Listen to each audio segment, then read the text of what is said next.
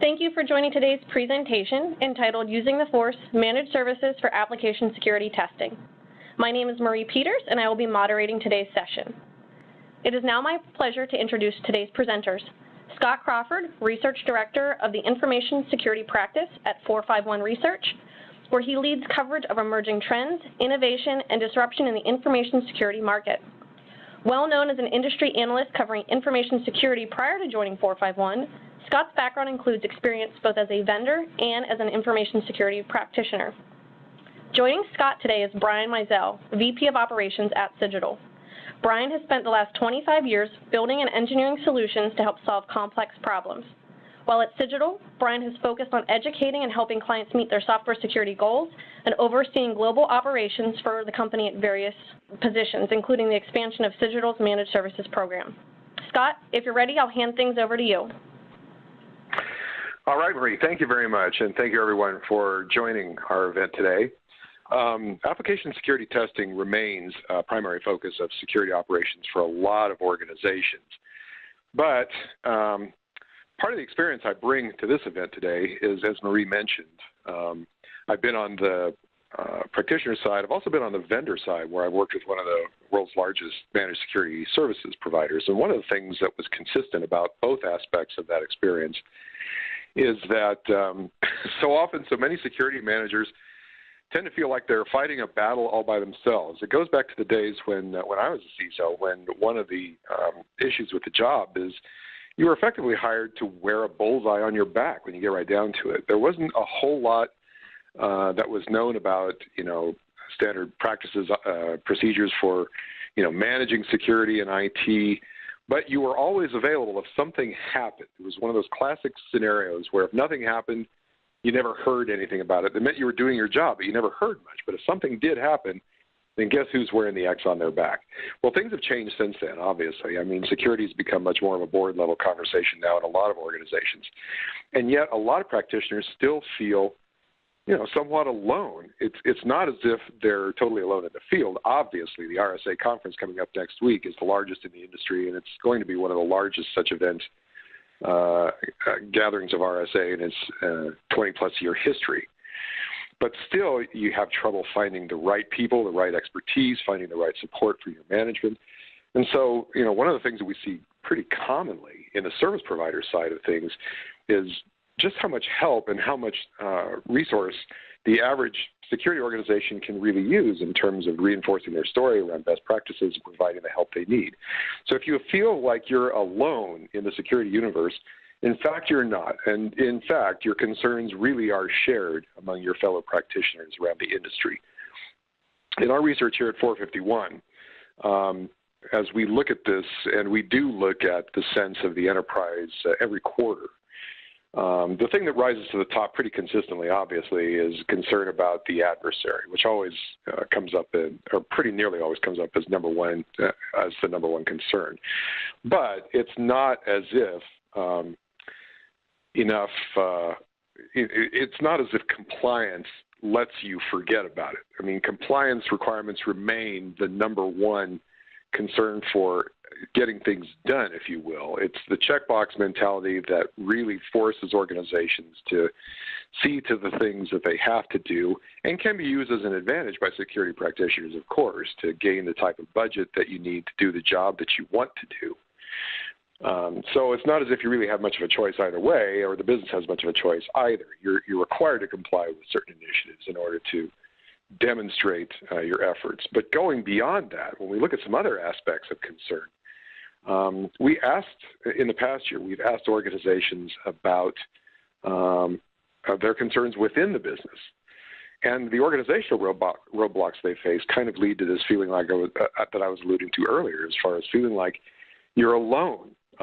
So back in the days when I was wearing the CISO hat, some of that has unchanged. There's still issues with organizational politics, organizational processes, and lack of attention to security or information security not being made a significant priority, even when lip service is given to the need.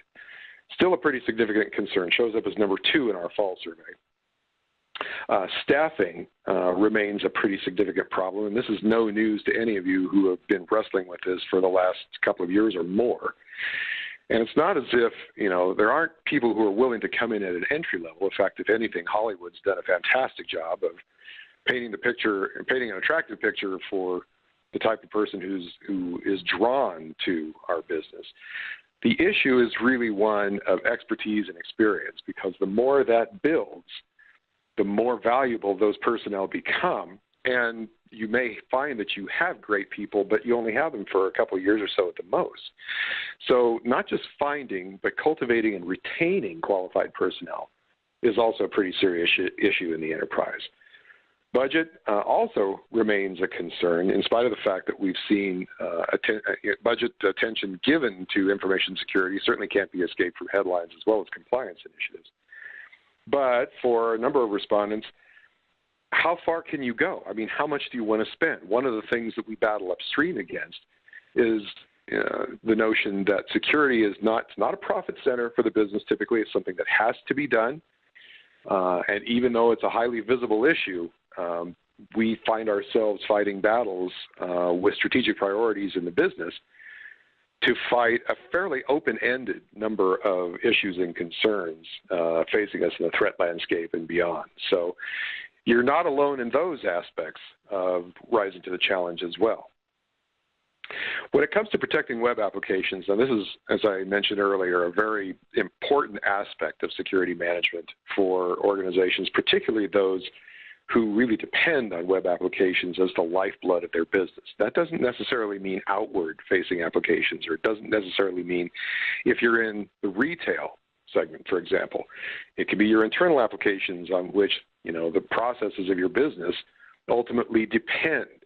They may manage sensitive customer information, for one thing. They certainly manage your sensitive employee information in most cases.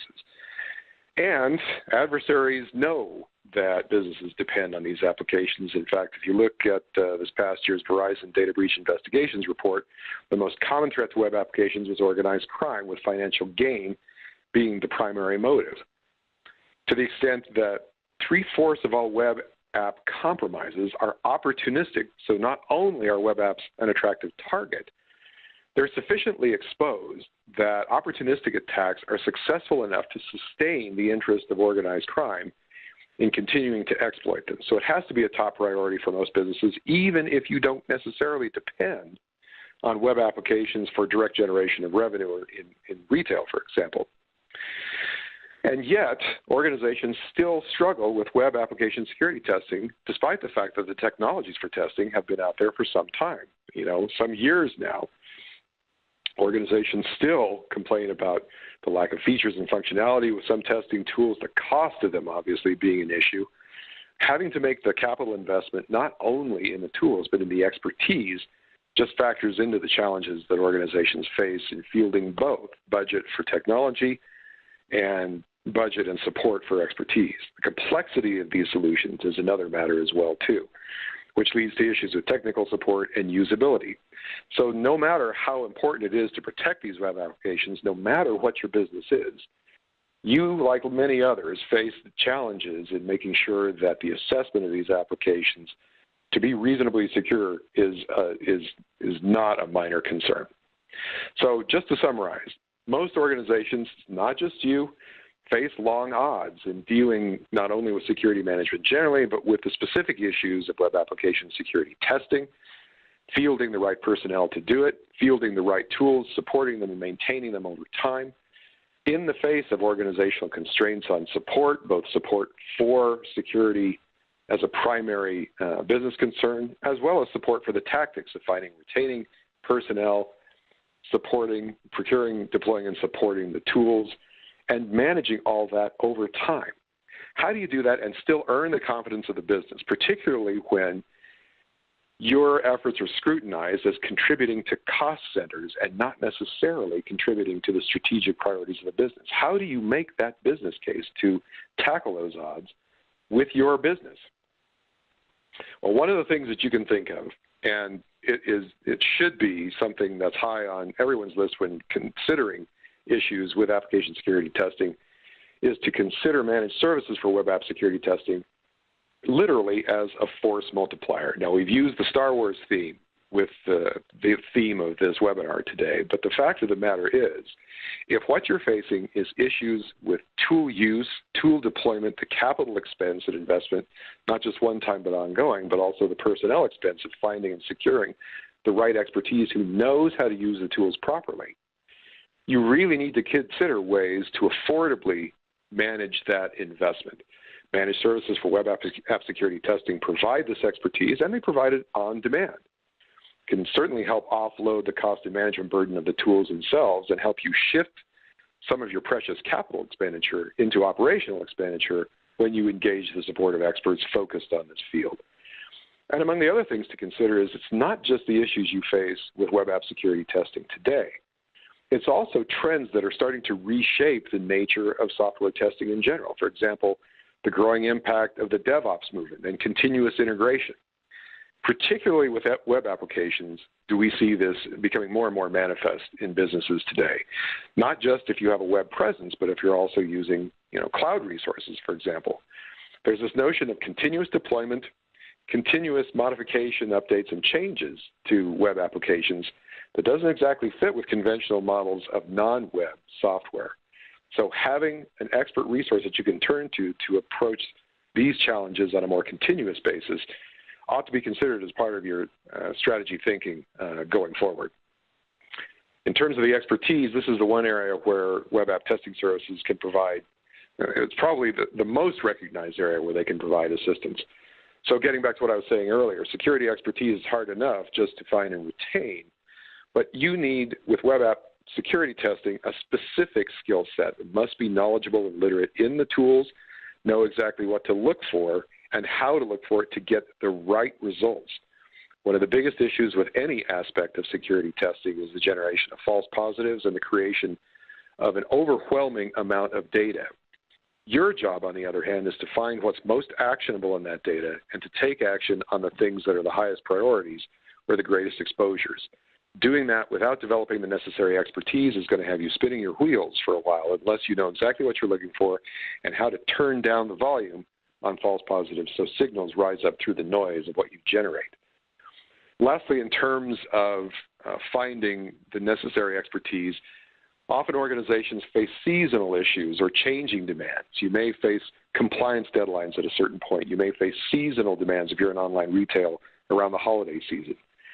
Having the bandwidth to be able to do the testing that you need to make sure that you're ready for the demands your applications are going to face from both legitimate and malicious interactions will be very important to assuring the availability and assuring the business that those applications are available and sound when they're needed. So managed services can help with those types of demands as well. In terms of making the business case, working with a managed services provider gives you a way to make a more predictable investment in both the tools and the expertise required. Purchasing a tool really is only the first step. There's the cost of deployment, but there's also the cost of maintenance, the orientation to its use, and then what do you do when new demands emerge and your tool may not be equipped to deal with them? You have to consider the impact not just in terms of investment, but in terms of the time and resources required to update your approach, both in terms of technology and expertise. Managed services can help field this investment for you in terms of tuning the tools for the right job, adapting to changing demands such as the DevOps trend, and analysts' experience in their use. And most of all, for the business, it gives you an opportunity to present a predictable expense that can be more evenly distributed over time for meeting these types of demands. So in short, as alone as security managers may feel a lot of the time, you don't necessarily have to go it alone yourself.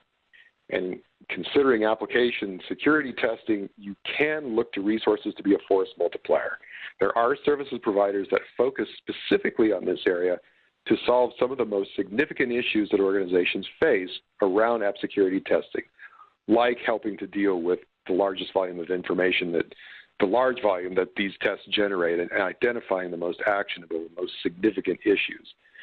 Known and predictable performance in terms of better planning and fewer gaps in testing obligations, more consistent coverage of your critical applications, and in short, better management today, but also to consider a better position to put yourself in for tomorrow as trends like the cloud, continuous integration, DevOps, and even the Internet of Things, where you may have applications that are collecting data from a large volume of things that you've never collected data from before. These are the types of trends that expertise in this area can help you tackle and tackle more reliably. And so to help us go into a little bit more detail about that from the point of view of Cigital, I'm going to turn the talk over to Brian Mazzell to carry us forward here. Brian? Thank you, Scott, and thanks to everybody for joining us today. As Scott mentioned, there's certainly no need to go it alone. I'm here to provide some practical guidance to help you choose an application security testing partner. I think it's important you think about this as a partnership and not just as another vendor. I hope you'll see why as we kind of go through the next few slides. Let's first start talking about test type. Most organizations will start with web-based dynamic application security testing, or DAST as it's otherwise known. It makes sense. You start on the right-hand side of your secure SDLC. But over time, what happens is your software security program matures. You will likely find that you will evolve past basic automated tool-centric DAST testing and will want to dive deeper into business logic testing. You've got to consider, can your vendor keep up? What about when you decide to expand into static application security testing, or SAST, which likely will now include platforms other than web-based apps? Can your vendor, again, keep up with your growing needs? And what about when your needs evolve into hybrid testing for mobile? Devices where you have multiple platforms such as iOS and Android, multiple versions of operating systems to go along with back-end service testing as well. That's when you need a partner, not just a single-threaded vendor, to keep up with your evolving application security testing needs. Breadth of service is important, and you need to find a partner that can grow with you as your needs evolve. And the natural segue from testing breadth is to talk about testing depth. Not all applications are created equal, and as such, your testing depth choices should reflect your diverse needs. It's all about the risk classification profile of your applications. How critical are they to your business? How complex is the particular app? What kind of assets does it access as part of its running? Is it internal or external facing? What technologies does it utilize? Some are riskier than others. So all of these factor into determining the risk of your application and should determine not only the depth of testing, but also the frequency of testing, things you need to consider. Find a partner that gives you this flexibility to pick the level of testing depth that fits the profile of your application. You should have multiple services available to you within DAST, within SAST, mobile, and network, not just one or two each. This allows you not only to do the level of testing needed without either going too thin or too deep, but allows you to cover more apps in your portfolio to better manage your budget. There isn't an unlimited amount of money out there to do testing, so you've got to use it wisely. In application security testing, one size does not fit all. And what about those high-risk applications? You need to find a partner that has deep, hands-on experience with multiple tools who can wield them successfully. Testing at this level now becomes an art, working hand-in-hand with the science of application security testing. A plumber or a mechanic doesn't show up with one tool to fix your problem. They have a bag full of tools, and they choose the ones they need for the job. And more importantly, they know how to use them. Commercial tools, open source tools, internal IP developed to bridge gaps in tools that are available. All of these are important to ensure you're getting the best testing possible. And what about understanding your high-risk applications before the testing starts?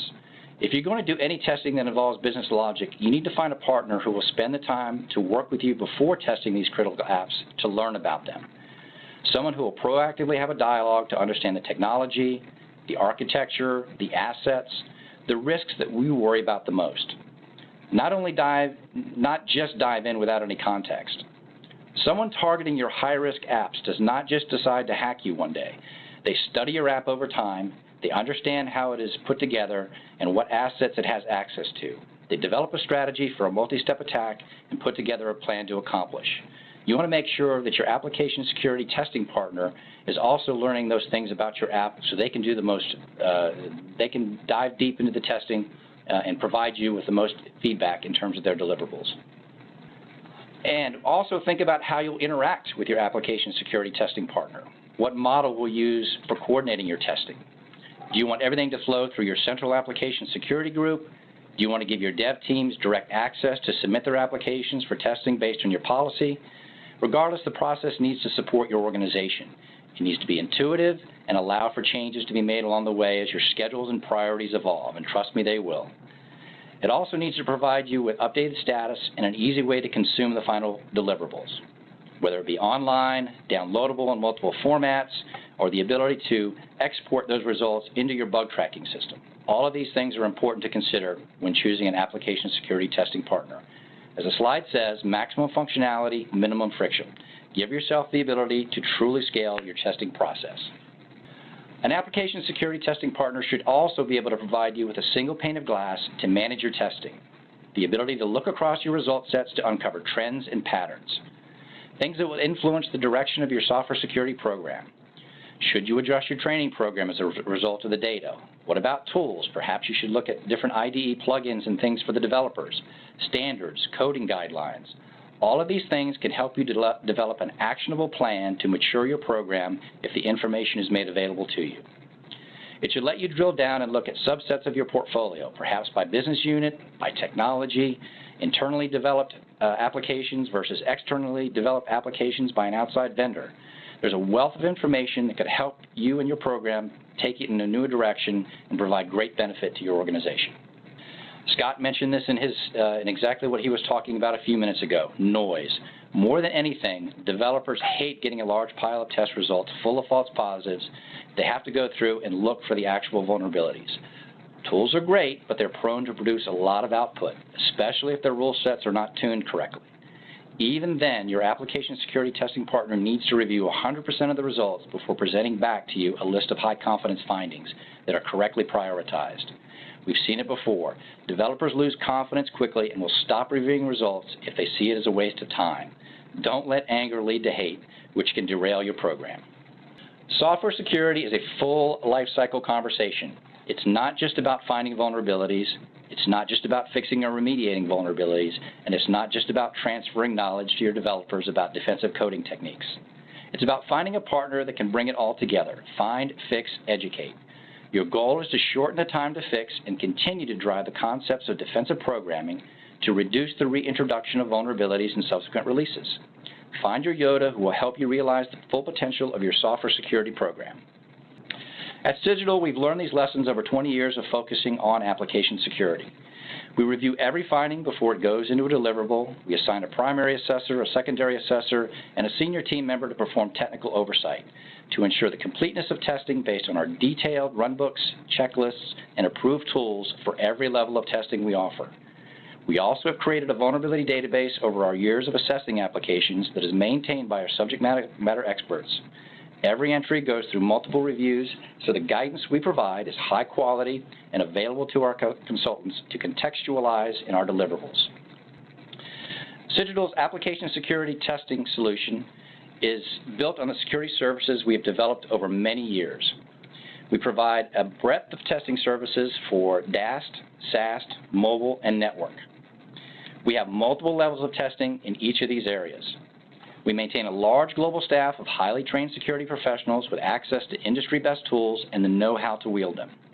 We also have a multi-pronged approach to help clients remediate vulnerabilities and increase security knowledge within development, starting with contextual remediation guidance that is part of every one of our deliverables, a call out with the development team after they had a chance to consume the report, which is extremely important. You're going to get those initial questions. People are looking to understand either the vulnerability that was found, the steps to reproduce. They're going to be interested in the guidance that you provided and may have questions about it. But what about 30 days later when they're still trying to get to some of the maybe medium level priorities that were in your report or your deliverable? You've got to have a solution to address that as well, to reduce that find and fix cycle that continues to go on. We have a help desk solution to answer those remediation questions later as they get around to fixing these particular vulnerabilities. So we are that partner that can work you the full life cycle with you. In short, Cigital provides flexible solutions to meet your testing needs, allowing you to define your testing type and depth, providing you visibility into your security testing program with knowledgeable security professionals and actionable guidance. We look forward to the opportunity to be your trusted partner for application security testing and appreciate everyone joining us today. I think we'll move now to some questions. Thanks, Brian. So we have had some questions come up throughout the presentation. So this one I'll toss over to both of you. And it comes up as, what are some of the common challenges that organizations are facing when they make that transition over to a managed service provider, and are there any tips you have for getting that relationship started fairly quickly? Maybe I can take that from a general perspective based on both what we see in our analyst research as well as from my past experience. So I think one of the first things that's a concern is actually it's something that the customer doesn't always recognize, is what is really the maturity of the organization in terms of embracing application security testing. And that comes in even before considering what are your critical apps, where do you want your efforts to be focused, and understanding the organization's business processes. It's important to understand where the customer is in terms of their maturity. Is just something that's fairly new to them? Have they done some testing? Do they need some familiarity with what is actually going to be found? Walking them through the remediation and resolution aspect of that too, their preparedness for doing that, up to a more mature organization that does have a dedicated software security group. You take a very different approach. And Brian, I'm sure that you have your own perspective on that based on digital experience. No, absolutely, Scott. And I think there's a couple of different things that we find. Either folks are not thinking about the full life cycle. What are you going to do with these vulnerabilities as they come in? How are people going to track and maintain those? What's the process for going and getting the retests done? There are a lot of things that go into it logistically with an organization, not just the buy-in from the development teams and everybody else, but getting everybody on board so that once you get the engine going, once you start off with those first few applications with your partner in this venture, but how do you then continue to scale it and grow it? How do you continue to work with your development teams to keep that pipeline moving? And how do you consume those results? And how do you make them actionable? And I kind of mentioned that in terms of looking for those trends, those patterns, and how does it affect your software security program going forward? Hey, Brian, let me ask you a follow-up question to that, if I may. So one of the issues there is being the neutral third party in the mix. Can you talk about the advantages of that? Is that something that comes up from the customer's point of view, or is that something that you take to them as saying, hey, have you considered the value of having someone who's effectively, at least in terms of internal to your business, a neutral third party to weigh in on things like business priorities and areas where you may have a business that's perhaps exposing themselves intentionally in ways that could risk their security? Yeah, no, absolutely. We definitely want to take a proactive approach to that in terms of having that conversation. And I think it's really more about just, selling services and more about thinking about the full life cycle, talking about just how the whole process will work, talking about the lessons learned over the years that we've been doing this. There are a lot of different aspects that organizations may not have thought of when they kind of get into this. And so we want to make sure that we're having that conversation up front and we're trying to reduce the friction and make sure that we can be successful. Great. All right. Maria, I bet you got some more. I sure do. So one of them, Scott, this actually came in while you were going through some of your slides. And, the question is, a lot of this seems to be focused on web apps. How can we apply some of these to other things like mobile, for example? Yeah, that's a really good question. I mean, most of the attention gets focused on web apps, thanks in part to initiatives like, OWASP and the top 10 that we've heard a lot about. But organizations develop a lot of their custom software. A lot of it is deployed typically on the web, but they're also developing mobile applications. They may be developing in-house applications. They may be developing, and as I touched on cloud and DevOps and continuous integration, but also one of the things that's rising on the horizon now is, and I touched on this a bit, Internet of Things. And what does that mean? That may mean web apps, but it may also mean software deployed on endpoints that organizations have typically not considered as endpoints. But there's a lot of commonalities in all of these, and there's a lot of principles that can be applied regardless what the application is. In fact, we're broadening our approach to this and thinking in terms of software security generally beyond just simply application security, because there's other aspects of software that needs to be embraced. The issues with the underlying operating system might pose issues for applications, for example, so you have to take a more holistic approach. Regardless, a lot of these principles still hold true. There's vulnerabilities that can be determined from a dynamic testing of the actual real-world interactions with the software. There's issues that can be determined from looking at the source, and not just the source itself, but the development process, which gets us into the DevOps conversation. So, yeah, a lot of these same principles apply. And Brian, I imagine you'll second that notion. Oh, absolutely, absolutely. It used to be we'd see that mobile in particular was an afterthought. It came after the web application. Now we're seeing more of the mobile first coming out of the development groups now. So it's becoming even more of a larger issue for organizations in terms of just the sheer numbers of applications in their portfolio that they have to address. And we have made significant advances, particularly in tooling, because when you look at mobile applications in particular, again, you're talking about devices, handheld devices, and what's running on those devices, as well as the back-end services that support them. Now, many of those services will support multiple devices on the other end, but a lot of the same principles apply, but the techniques, the tooling, which again, we're still very much evolving in terms of tools for mobile testing and techniques and technologies for it. We see it more as a hybrid approach between dynamic and static in terms of how we look at doing mobile testing. So it's something that we're learning a lot about. We've taken a lot of that technology, built it into some of our own IP, and are continuing to evolve, and we're seeing a lot of that in the industry as well. All right, so we have another. Oh, go ahead, Scott. Sorry. Oh, that's all right. I was just going to follow up and say that, viewed from the other direction, how much of mobile application functionality is actually served from the web?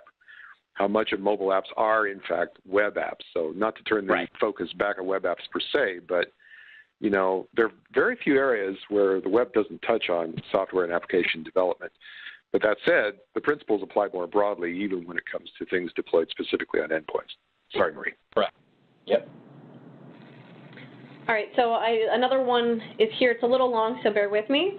But the question is, automation tools help scale and accelerate security testing, but they rarely find everything that you need to stop security vulnerabilities or malicious code slipping through the cracks. What are some of those cracks that you've observed, and how do you address these challenges?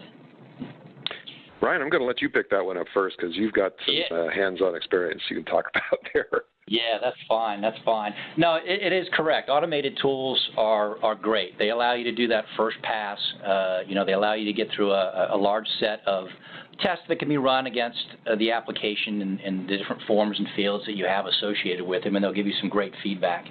But again, if you look at most attacks nowadays, they're going to be something that's going to be very multi-step. They're going to be doing things that, again, are not just part of what you can throw at a particular field and get back some basic vulnerability information. They're going to be something that's more targeted. Again, it gets into that concept of business logic testing. Looking at the workflows within an application, the assets available to them along the way, and how you could maliciously attack and do things that an automated tool set can't do. And that's where you get into that combination of looking at the depth of testing you're doing along with the risk of the application. So if you're looking at, let's say, some I hate to pick on marketing, but marketing sites that kind of come and go and are there really mostly just to convey information, an automated test associated with those probably will suffice. But if you're looking at something that's core and critical to the business with a lot of workflow associated with it and is very complex, now you want to get into a deeper depth of testing. And so you're looking for that expertise to do the manual ethical hacking, as it were, along with what comes back from the automated tools. So they should be used hand in hand because there's a lot more that you can uncover as a result of that. And just follow up with respect to the evolution of the technology and how we've seen this from the analyst point of view. Obviously, dynamic testing was the first step in that direction because you couldn't see everything in code. You had to understand the behavior. Well, interactive testing has followed on to address a lot of the points that Brian is alluding to there. And it's not just automated. And this is where the expertise question really comes into play. If you're relying on the ability of your own personnel to have the expertise necessary to know how to probe for those types of vulnerabilities, you need to have some assurance that your experts are at least as literate in them as the average attacker, if there is such a thing. In fact, it's not the average attacker that's going to cause you the greatest concern. It's the one who is dedicated to finding those types of exposures in your software, in your application. So again, this is an area where working with expertise in managed services can be a real help. Yeah, you really can't underscore the need for that human element associated with this and that expertise, particularly as you're getting into these high-risk applications and just the need for that across your portfolio. It really is important to make sure that you're going beyond that for a certain percentage of your applications in the portfolio.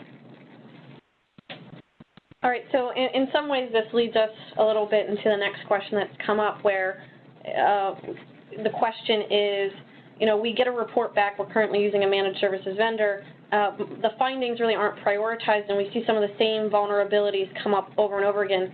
How, can we prioritize those or, do you have guidance on how we, go about and fix those? Well, you should be, if you don't mind, Scott, I'll weigh in first here. Your vendor really should be working with you to determine how you would prioritize that. Now, there's industry standards out there. There are things from NIST and others that look at not only, obviously, the impact of that particular vulnerability, but also the likelihood of exactly, what level of person would be allowed to find that particular vulnerability and exploit it. And so there's some guidance that's out there, and your application security testing vendor and partner really should be providing you back as part of your deliverable a prioritized list of findings that allow you to, structure what you should be going after. There's going to be a lot of informational stuff and other things in there that are lower. You have to pay attention to those, but you really have to focus on those high critical vulnerabilities, and you should be working with somebody who's also not only providing you with what's industry standard, but also understanding if there is something internally you use to prioritize these types of things and customize your report back for you, because you have to prioritize. There really is no other way to be able to manage the amount of vulnerabilities in the data, particularly across so many applications in your portfolio.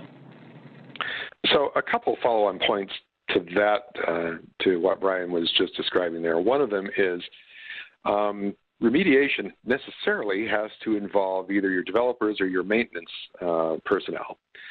So again, working with a service provider is one way to tap into best practices. May not always be an accurate term, but in this case, certainly practices that are used most consistently with most positive results. This is an area where a service provider can really help and can help ease the discussion or help improve the maturity of an approach by working more closely with the dev team or with the maintenance team to start helping an organization to cultivate those types of processes, see the value to developers in particular in terms of reducing development costs and impact on development teams. Fix it once and fix it early are, obviously high priorities, but you have to work with development teams in order to get that sort of process integrated into the software lifecycle. That's one point I wanted to make. A second is that, we're looking at the rise of threat intelligence has been quite a buzzy topic in security in the last year or two, and it continues to be. But one of the aspects of intelligence that is sometimes overlooked is what can you learn from your own stuff? What can you learn from your own applications? And in terms of software security testing providers have an awful lot of data that they can bring to bear on the issues of seeing consistent issues, consistent vulnerabilities, unresolved, in addition to accepted practices around development and resolution. What are the trends, what are the metrics that are most helpful to surface the information that's found from testing to be most actionable and most significant? So keep an eye on this space. An organization like Cigital is in a really good position to produce metrics and intelligence on application security testing and vulnerabilities and security generally, to help organizations make some of those decisions and resolve some of those ongoing issues. Okay, thanks, Scott. This one, I'll let you start off with, because it had to do a little bit with the slides you had early on, but you had mentioned the idea of continuous integration and continuous development and how more organizations are going towards that direction. How do you foresee an organization that's, constantly churning out materials, integrating a managed services provider into that as to not slow down the deliverables that are being asked and required for the organization? Well, I was thinking about the answer to that, and the answer that I came up with, actually, since it's been discussed before, is one of the reasons why I was thinking about it. And my answer is a little bit on the nerdly side, if you will. In math, for example, there's this concept of, it's the difference between algebra and calculus. Calculus talks about continuous things that happen on an ongoing basis. and it takes the logic of a solution that you solve once for a given problem and smooths it out over time to be a continuous process. Well, DevOps and CI and continuous integration pose that same sort of challenge for application security and security testing. And just as in making the transition from algebra to calculus, you're taking this in smaller and smaller bite-sized chunks, that's in essence the approach that has to be taken towards CI and DevOps as well too. It has to be more directly integrated with the development and deployment process. As incremental changes are made, taking the approaches that have historically been done monolithically across an application as a whole, for example, and breaking those into more bite-sized chunks, if you will, looking at new aspects of development as they're in development before they're deployed, and taking essentially the unit testing concept onto a more continuous level and making that a lower impact issue for developers and security teams both. So looking at the units, how they function directly, how they integrate, the role they'll play in integration, and any issues that integration may introduce, doing those on a more continuous basis is the only way that developers and security teams both are going to meet CI objectives and actually get things into deployment on a much more frequent and continuous cadence. Brian, I'm sure you have observations based on experience there too. No, my nerdy self as well would pretty much echo a lot of what you said, Scott. We're seeing a huge, that topic about continuous integration is coming up a lot more, particularly over the last year. And people are looking for exactly what you're saying. It is that concept, whereas before my testing was seen as, okay, we got to stop, we got to go test, now we got to wait for the results, now we got to deal with it, and now I've got to try to figure out how to keep my schedule on track. And so they are looking for exactly what you're saying, that concept of being able to test along the way, test as they're incrementally making changes to their repositories, being able to do it as part of their development processes they're already very familiar with. So they're looking for solution providers who are going to be able to integrate with them, grow with them, and being able to have the turnaround to be able to look at their code, because a lot of this really is even more importantly on the static analysis testing side. So being able to take that code base, being able to quickly scan it, looking for any differences, looking for anything new. They're certainly not going to want to get the same report every night when they walk in. They want to see what's changed, what's incremental, and what is a result of why this vulnerability got introduced, because there's a lot of things you can learn from that. All right. Yeah. So another one, and for some, this may be the hardest question to ask their organizations, but it's, I get managed services and the value, but how do I make that case to my next level executive to go in on this, because my team doesn't have what we need to move forward? Right. So I would say scale. A lot of it really has to do with how can you realistically and logically scale your program. And it starts with really making sure there's an understanding of how big the problem is. What is your portfolio? What does your portfolio look like, right? And being able to scale and have that elasticity. You may still have a small team internally, and there's nothing wrong with that, because you have to have that security knowledge, that group internally that continue to work, with your development teams. We call them satellites here. But in order to scale the portfolio, in order to go into the depth of testing we're talking about and the breadth of testing we're talking about, and all the different platforms we're talking about, particularly as mobile is becoming more and more prevalent, you've got to be able to have that scale. You've got to be able to think about it like you think about the cloud with regards to storage right now. A lot of it is the same in terms of being able to, have that on-demand ability to be able to provide the services you need to your organization and reduce their risk. Scott, what are your thoughts? Yeah, I definitely agree with all that. The first thing that comes to me is that, we hear a lot that security professionals just don't really understand, let alone speak the language of the business very well. I don't agree with that assessment entirely, because, obviously the business recognizes their need for better security more than they ever have. And security professionals recognize the need to be able to translate priorities into business terms that the business can support. It wants to support better security in general. But getting into the details of how you make the business case is where, the conversation often falls apart. So how do you make a business case for this? So scale and scope is one thing. Service providers can help with the argument of scope as well, too. I mean, you may get, if someone presses a business case to say, you mean we really have to test all that? Well, you know, the target breach is probably an example of where scale is really important. Things that you might have overlooked in terms of application exposures aren't things that you should overlook just because they're not your primary customer-facing retail applications, for example. So think about the business case. If you're really talking about that kind of scale, how do you afford that? That's one thing. The next thing is the unpredictability in budget planning in particular. There's a big question mark about, okay, so how much is this tool really going to cost? And is that a one-time cost to support include all these items that factor into support over time? What about the cost of our own people? Not just in having to mount the expertise to use the tools and do the testing well, but supporting the tools. And then when you get to doing the testing well, do our teams actually have the expertise they need? Can they gather the intelligence needed to know what to test for and when? Are they on top of current threats and current trends in software exploits? If not, and the answer to that remains a very large open-ended variable in a lot of cases, you want to look with someone that can turn that variable into a constant. Getting back to my nerdly example here, but how can you actually translate those variables into a predictable expense that you can budget for over time with some sort of a more realistic approach to both scale, on-demand surges in demand, and the expertise required. So think in terms of making the business case to solve the problems that you know you need to solve. That's the best advice I can give. I want to get everybody out of here a little bit early ahead of time. I'm sure a lot of folks have meetings coming up at the next hour.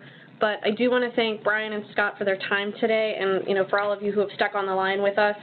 If you have some additional questions that you want to ask, we're going to pop an email up here that you can send them to, and our digital experts will go ahead and we'll answer them for you in an upcoming blog. And we hope to see you at one of our upcoming events. So thanks again.